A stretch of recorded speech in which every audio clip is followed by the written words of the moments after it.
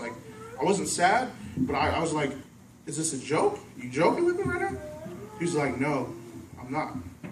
And when I heard him say that, like, no, I'm not joking, the voice, I could hear his voice, the pain when he said it. And when I heard my cousin Jules, I've never heard him ever talk to me like that. When I heard the pain in his voice, it just hit me. I was like, he's not joking.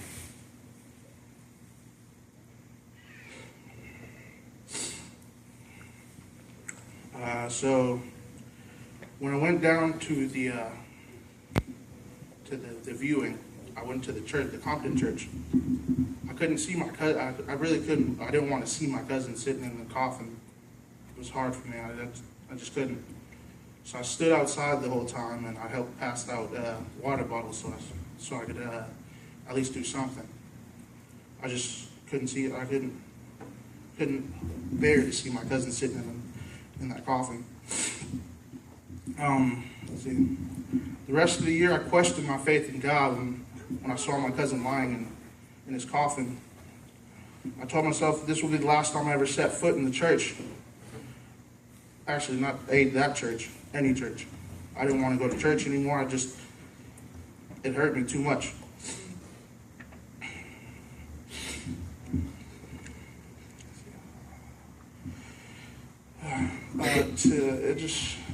It really hurt me. To my cousin, I knew he would have saw him laying in the coffin and being in the church as a blessing. To me, it really fueled my anger. I don't know why. It just hurt me. It's just like this. I couldn't bear to see my cousin sitting in that coffin.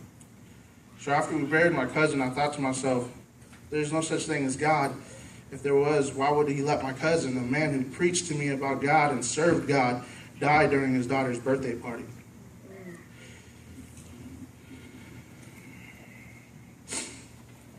So that day, after that day, I told myself I'd never step foot back into a church.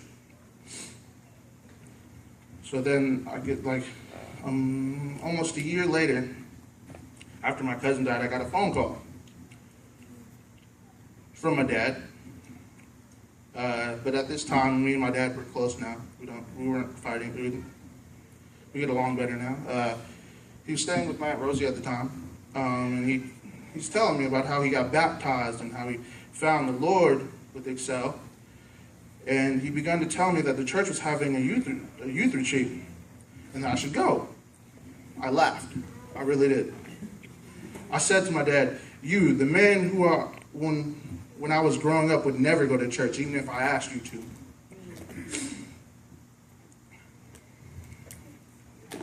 Is now telling me to go to church camp. I thought I was being pranked, but he was serious. I tried every excuse not to go up there on the mountain. But something in my mind was telling me to go. So I decided to go. And I had the thought in my mind, it's like when everyone's about to do Bible study, I was going to sneak out and just hang out in the woods. I don't know why.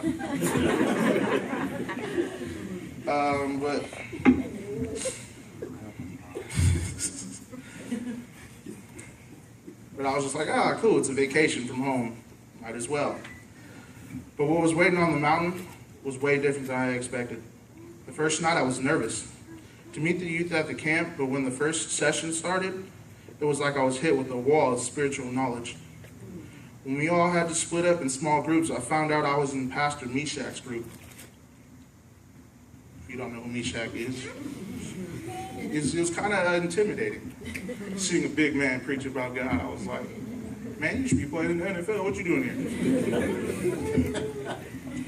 But because of Meshach, I was able to let go of the anger I had towards God. And by the last day, when the last song was done for the youth camp, Meshach asked if there was anybody willing to give their life to God, to step forward. And I hesitated. I wanted to go, but I just couldn't. And then I saw a couple people go up. I saw more people go up. I was like, you know what? I think it's my turn to go up. So I walked up there, and when I got up there, it just felt like the world was lifted off my shoulders. It was a relief. After being baptized at Ukaipa church, I felt like a different person. I felt more happy and less angry at the world. But me being baptized had to do a lot with Excel Church. They reopened a door in my life that I would have never opened if I did not go up the mountain that weekend. They helped me realize that my cousin died when he was supposed to die. I finally realized that the answer to the question I asked God about why he took my cousin was so that I would find Excel Church and the church would recruit me into his army. Excel Church is by far the best church I've ever been to. It is the most welcoming church I've ever known. I'm so blessed to say I'm a part of this wonderful church and to be thankful to be in God's army with all of its members. But just basically, most of my testimony was really just to explain, like, even if you go through whatever you go through in life, like if it's bad or good, God will always be there.